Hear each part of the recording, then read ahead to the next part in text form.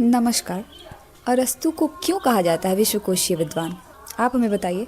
सिर्फ अध्ययन ही नहीं बल्कि उन विषयों से संबंधित पुस्तकों की रचना भी की थी, अपने विचार भी प्रकट किए हुए थे, जैसे दर्शन शास्त्र, तर्कशास्त्र, नीति शास्त्र, भौतिक विज्ञान, जीव विज्ञान, और जीव विज्ञान के तो जनक ही कहे जाते हैं अरस्तु। मनोविज्ञान, साहित्य व कला, वाक्य शास्त्र, समाज और अर्थ, इन सभी का अध्ययन करके उन्होंने पुस्तकें भी लिखी हुई थी।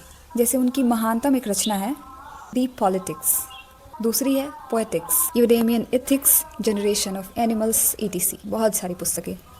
उस समय अरस्तु ने 158 राज्यों के संविधान का अध्ययन किया था। सिकंदर, जिसने पूरी दुनिया को जीता था, उनका मार्गदर्शक कौन था? उनके गुरु अरस्तु ही थे, क्योंकि अरस्तु प्रत्येक भावना को समझने में माहिर थे। अब चाहे वो नैतिक भावना हो, राजनीतिक हो, या फिर अर्थशास्त्र से संबंधित, या राजनीति के ही क्यों ना हो, राजनीतिक दार्शनिक के रूप में तो माहिर कहे जाते हैं वो।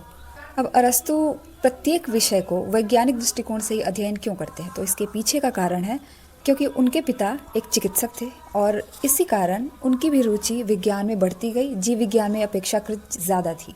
इन्हीं आधारों पर अरस्तु ने प्रत्येक विषय का वैज्ञानिक और तार्किक अध्ययन किया। उन्होंने अपने विचार को ज़मीन या आधार से जोड़ा। आपको अरस्तु का कौन सा तर्क प्रभावित किया हुआ है? कमेंट में बताइए।